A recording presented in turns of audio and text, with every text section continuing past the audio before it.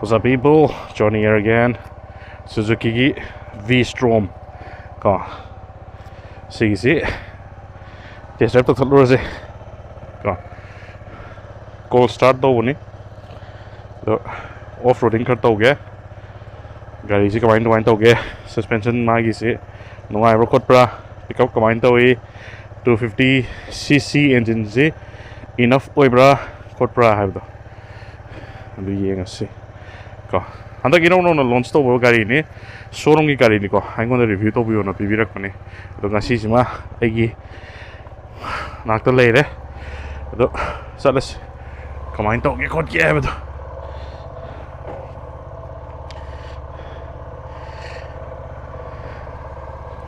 gari di am yang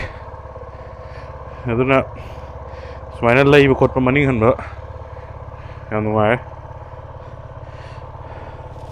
Asado kusama. Todo se.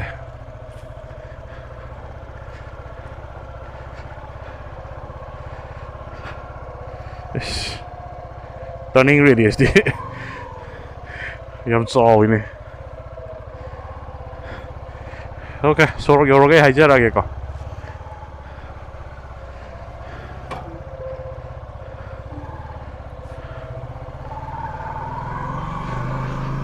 Okay, main road jau rahe. Come on.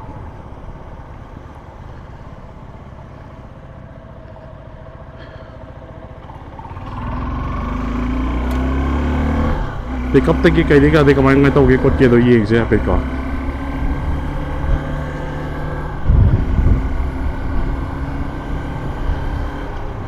Gear taruk ni hoy se.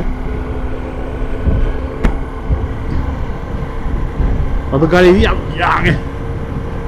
yang mal la su ngai te do ni ado city ride te ngai do ko tho do ko ado city da de ai se yari box ke do le ko yari box se optionally le lambi apaba thawalom da thoda gi ba nga ado li 20 minutes yo ro ni ado na ta ba off road to gas and road side ta sigi kong road na salaga ngarian lom da chat ki ba ma adugi lambi tu na ina zato je kai you know de adugi mafam do off road to yam ya ba ko adu ching lambi su oi ba tare adugi mafam tu na in thor thor ja ki du ngasi je football sana ga dom ne ba ko gi yari pok ta ko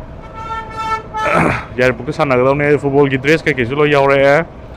adu hoji ki oi na de sigi riding gear so mulit te ya da ba ko kari review to bo ni na Kong bay ore me hai matik tumri namak tre singe mai de kong bay or ko ga sidagi pa nam dhara je kilometer ani utang thau dangai to sig lambi je phat ki tawne ba to sida na thoning mai tre lambi a fa da review to ka de ba adventure bike de lambi phat to kala kala ko thau dong ne ba gari se ai first right impression ha ga de signal piraga suma la tok tisi kai first impression ha ga di bike se yam lightweight ore handlebar is lightweight aduga skoila tha da lambi ni ko si off road na ne to je the mile off road ai tare pro yam na heavy off road tinate adu ta ga su skoila tha da uja ka ni na suspension kamai me to ge to ni ye se ko suspension is hard oi ko soft with it but hard way is never for in adventure bike the suspension hard way ga ne ado my clutch sima software hai adagi sigi wind deflection sima dam phana lai man kar pani na ko si road check condition di ai bok to ready si ra ni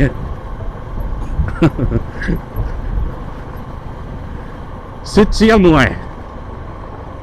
ko sit am nuai adagi gari handling am lai adi gang ko dina adagi wang chu wang eng sai ground clearance 205 mm zu ore size nong koila thare ha 205 mm zu ore adoga 250cc se I think it's more than enough to ride in Imphal initial pickup ti dum bajana dum lai gari se ko 250 cc oraga su 20 ga 6 horsepower ne ko aduna hana gi Himalaya ariba do adu dagi sina power heligo 250 cc oi jara so Himalaya anova 450 to bodi horsepower wangre adu ariba Himalaya adu dagi sina heligo aduga magi 250 cc 26 horsepower se manipur gi mafam da ching man thoda yam nungai ga da gari mo oe kaino 250 cc sina engine se piklak pani na sa gi kitang kan thun mane kan oda ka off road engine se piklak pani na mileage ka ke nungai ra ni ko adu bo ko sa gi 250 cc at least ai go kan 350 cc gum warga 35 40 horsepower gum produce to ram ga digo yamna capable bike am ora go do mais ado 250 cc manipur thodi ga ado bo sa gi mapalam da touring chat pada ko ye highway pa so yam bi do ado thor ko ri pel oi si guys the gari Suzuki ang mrina keno to ne adi highway da truck ka phongna bada nuksina hum mado ado gari yam bi ang ga di hum mane gari lum gari kis to da ne ado off road che ai dum sai da lambi phat to jen thogen mane ado yam phajana yam nana da men ling dum to e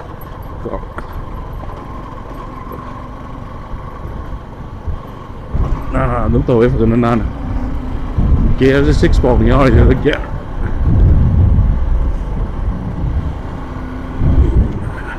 gear 6 ado magi si TFT display de kitang colorful ora magadi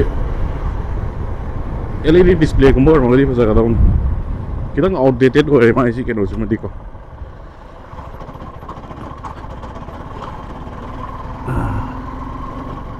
gari si X-Pulse kadi yam na compare to ani kay gino di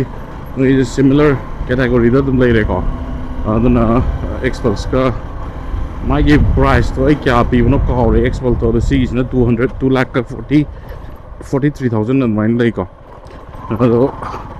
a bit similar or kadi ado ko magi riding style ji ju dum hanare X-Pulse ka X-Pulse yang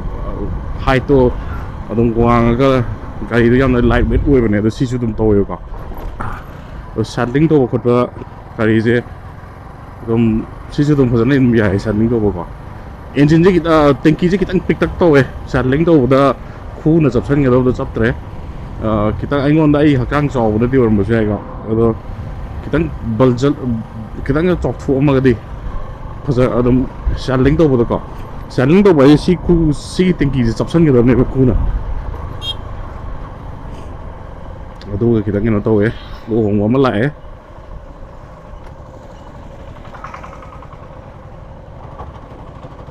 aduna tana kaisu ngai ta to pa concern ni kaisu laite handle bar ji am ngai ado ngai ji handle bar ji ai di kitanga wa khala ni ka wa khala de mo ngai don ado de heng ngai after market adum ha pa yai ko handle bar riser adum ha pa yai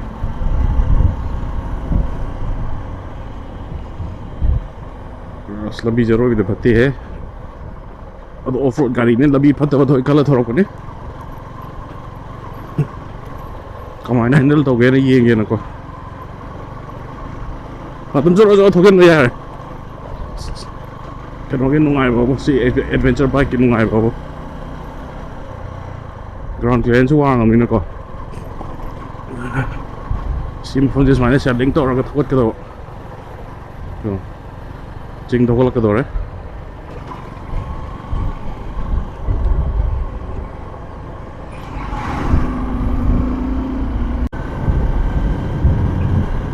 kalau semain lebih hang na sedang niat padam yare bike se alo power je kita कहता है 250 cc je ne hai jao 250 cc je kita 350 cc और अगर 35 horsepower तो हमको PB ram का दिखो yam ngai ga do bune 250 cc je ꯊꯧꯕꯗ ꯀꯣꯟꯅꯔꯛꯇꯦꯕ ꯍꯥꯏꯕꯗꯤ ꯄꯋꯥꯔꯁꯦ ꯑꯟꯗꯔ ꯄꯋꯥꯔ ꯑꯣꯏꯌꯦꯕꯀꯣ ꯑꯗꯣ ꯁ꯭ꯋꯥꯏꯒꯤ ꯆꯤꯡ ꯃꯥꯟ ꯊꯧꯕꯗ ꯃꯅꯤꯄꯨꯔꯗꯕꯨꯗꯤ ꯄꯨꯔꯥ ꯄꯔꯐꯦꯛ ꯑꯣꯏꯗꯣꯏꯅꯤ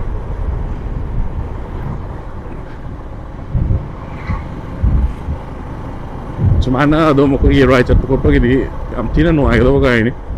ꯕ꯭ꯔꯦꯀꯤꯡꯁꯤꯁꯨ ꯐꯖꯅ ꯑꯗꯨꯝ ꯃꯅꯤꯡ ꯃꯃꯥꯡ ꯂꯣꯏ ꯗꯤꯁ ꯕ꯭ꯔꯦꯛ ꯑꯣꯏꯔꯦ ꯀꯣ ꯃꯅꯤꯡꯒꯤ ꯗꯤꯁ ꯕ꯭ꯔꯦꯛꯁꯤꯅ 200 mm ꯅꯤ ꯃꯃꯥꯡꯒꯤꯁꯤꯅ 300 mm ꯅꯤ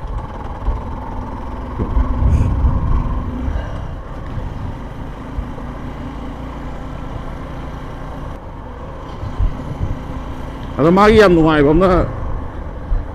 ꯏꯟꯖꯤꯟꯗꯣ ꯄꯤꯛꯑꯕꯅꯤꯅ ꯀꯤꯂꯣꯃꯤꯇꯔꯁꯦ 35 to 40 ꯑꯗꯨꯝ ꯊꯧꯒꯠꯂꯛꯑꯅꯤ ꯑꯦꯚꯔꯦꯖꯇꯀꯣ ꯃꯥꯒꯤ ꯃꯥꯏꯂꯦꯖ ꯍꯥꯏꯇꯥꯔꯒꯗꯤ ꯑꯗꯨꯅ ꯐꯨꯜ ꯇꯦꯡ ꯍꯥꯞꯆꯤꯟꯕꯗ ꯀꯤꯂꯣꯃꯤꯇꯔ 450 ꯀꯤꯂꯣꯃꯤꯇꯔ ꯑꯃꯨꯛ ꯑꯗꯨꯝ ꯊꯧꯗꯣꯏꯅꯤ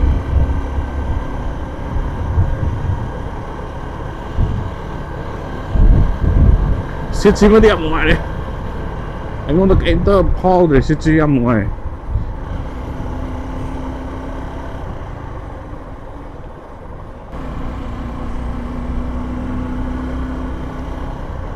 ꯒꯥꯔꯤꯒꯤ ꯍꯦꯟꯗꯂꯤꯡꯗꯤ ꯌꯥꯝ ꯊꯤꯅ ꯅꯨꯡꯉꯥꯏꯔꯦ ꯑꯗꯣ ꯁꯤꯒꯤ ꯕꯥꯏꯛꯁꯦ ꯃꯌꯥꯝ ꯇꯦꯁ ꯗ꯭राꯏꯚ ꯇꯧꯅꯤꯡꯕ ꯂꯩꯅꯤꯡꯕ ꯂꯩꯗꯅꯀꯣ ꯂꯩꯔꯒꯗꯤ ꯑꯗꯨꯝ ꯏꯁꯇꯔꯟ ꯁꯨꯖꯨꯀꯤꯗ ꯑꯗꯨꯝ ꯆꯠꯄꯤꯔꯣ ꯃꯈꯣꯏ ꯀꯣꯟꯇꯦꯛ ꯅꯝꯕꯔ ꯀꯩꯀꯩꯗꯣ ꯑꯗꯨꯝ ꯍꯥꯞꯆꯤꯟꯖꯔꯛꯀꯦ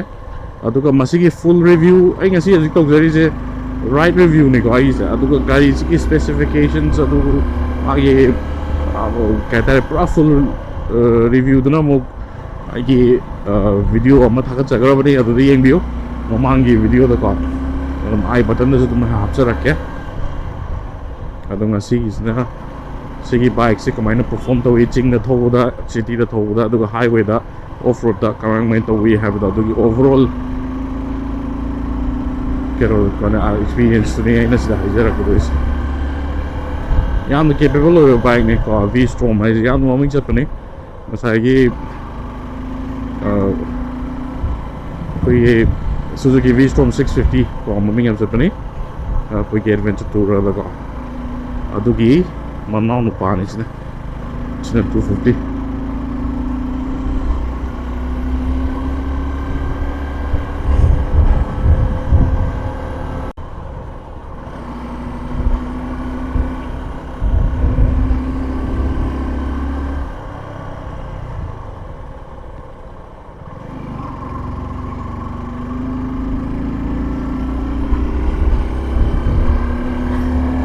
ꯆꯤꯡ ꯊꯧꯒꯠꯂꯁꯨ ꯑꯗꯨꯝ ꯌꯥꯝ ꯊꯤꯅ ꯅꯨꯡꯉꯥꯏ ꯒꯥꯔꯤꯁꯦ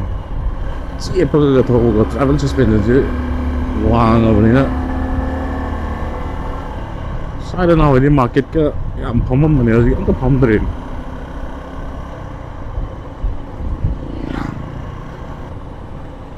ꯃꯣꯔꯦ ꯂꯝꯕꯤꯁꯦ ꯁꯨꯃꯥꯏꯅ ꯇꯧꯔꯝꯕꯅꯦ ꯍꯥꯟꯅ ꯁꯦꯝꯗ꯭ꯔꯤꯉꯩꯗ ꯋꯦꯜꯀꯝ ꯇꯨ ꯑꯪꯊꯥ ꯚꯤꯂꯦꯖ ꯁꯤꯒꯗꯤ ꯊꯥꯔꯝꯃꯦ ꯅꯍꯥꯟꯒꯩ ꯊꯥꯍꯧꯗꯕꯅꯤ ꯀꯨꯏꯔꯖꯥꯠꯅꯤ ꯑꯩ ꯂꯥꯛꯇꯕ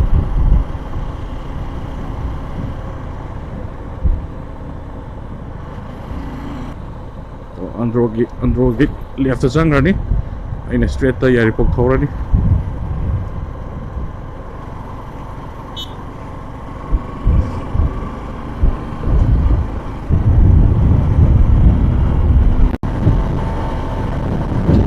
ꯋꯤꯟ ꯐꯖꯅ ꯗꯤꯐ꯭ꯂꯦꯛ ꯇꯧꯋꯦ ꯁꯤ ꯍꯥꯏꯕ ꯈꯣꯠꯄ ꯇꯧꯗꯦ ꯌꯥꯝꯅ ꯁ꯭ꯇꯔꯗꯤ ꯑꯣꯏꯀꯣ ꯚꯥꯏꯕ꯭ꯔꯦꯠ ꯀꯩꯀꯩ ꯀꯩꯝ ꯇꯧꯗꯦ ꯑꯗꯩ ꯁꯤ ꯕꯥꯏꯛꯁꯦ ꯄꯨꯔꯥ ꯖꯤꯔꯣ ꯚꯥꯏꯕ꯭ꯔꯦꯁꯟꯅꯤꯀꯣ ꯑꯩ 240ꯗꯤ ꯊꯧꯗꯣꯔꯛꯄꯅꯦ ꯍꯧꯖꯤꯛ 315 ꯆꯠꯂꯦ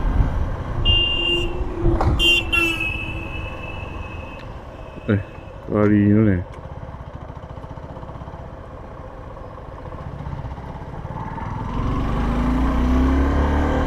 ꯌꯥꯏꯔꯤꯄꯣꯛ ꯁꯤꯇꯤ ꯌꯧꯔꯦ ꯁꯤꯗꯩ ꯊꯧꯒꯠꯈ꯭ꯔꯁꯤ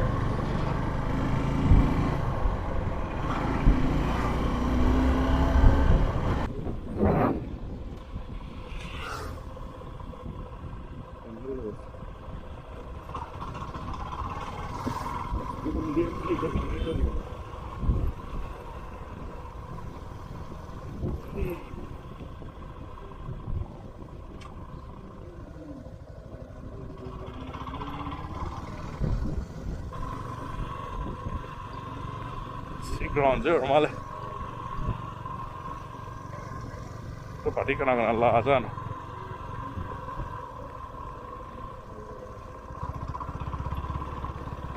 ꯑꯁꯣꯝ ꯅꯥꯀꯟꯗꯤ ꯁꯣꯔꯣꯛꯁꯦ ꯊꯧꯗꯔꯁꯨ ꯌꯥꯔꯝꯕ ꯄꯣꯠꯅꯤ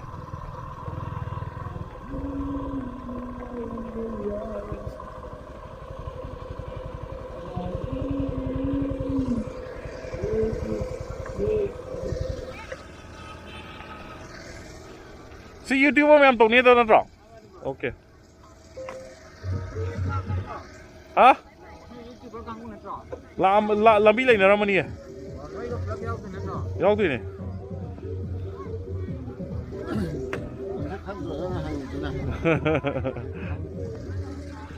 ꯑꯣꯀꯦ ꯁꯤꯗꯅꯦ ꯁꯥꯟꯅꯗꯣꯏꯁꯦ ꯃꯌꯥꯝ ꯌꯦꯡꯉꯁꯦ ꯒ꯭ꯔꯥꯎꯟꯗꯤ ꯅꯨꯡꯉꯥꯏꯒꯗꯧꯕ ꯃꯥꯜꯂꯦ ꯌꯥꯝ ꯅꯥꯟꯅ ꯁꯤꯜꯂꯝꯃꯦ ꯃꯣꯏꯁꯦ ꯁ꯭ꯄꯤꯀꯔꯒ ꯇꯧꯗꯅ ꯈꯣꯠꯇꯅ ꯑꯗꯣ ꯌꯦꯡꯉꯁꯦ ꯀꯃꯥꯏꯅ ꯇꯧꯒꯦꯗꯣ